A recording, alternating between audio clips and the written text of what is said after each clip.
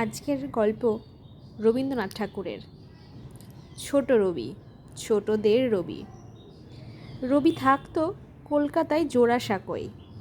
ছোটবেলায় সে একবার বোলপুরে বেড়াতে গেল। সেখানে মাথার ওপর নীল আকাশ, চারিপাশে গাছ, নানা গাছ, তাল, শাল, আম, খেজুর, সোনাঝুরি, পলাশ, গাছে গাছে পাখি। কাছেই একটি নদী, নদীর নাম কোপাই। তার পাশে লাল মাটি, কাঁকড় নুড়ি মেশানো।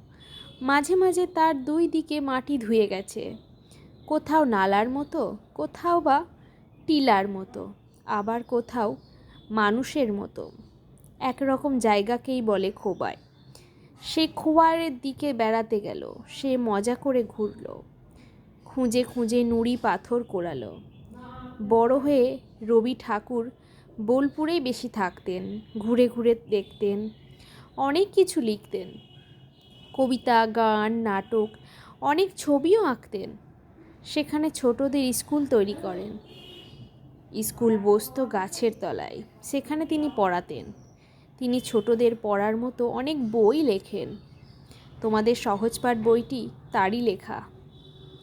ভালো লাগলে চ্যানেলটিকে সাবস্ক্রাইব করে দিও, কমেন্ট করে জানিও কেমন লেগেছে, আর লাইক শেয়ার করতে একদম ভুলো না কিন্তু। ভিডিওটা শেষ পর্যন্ত দেখার জন্য তোমাদের অসংখ্য ধন্যবাদ।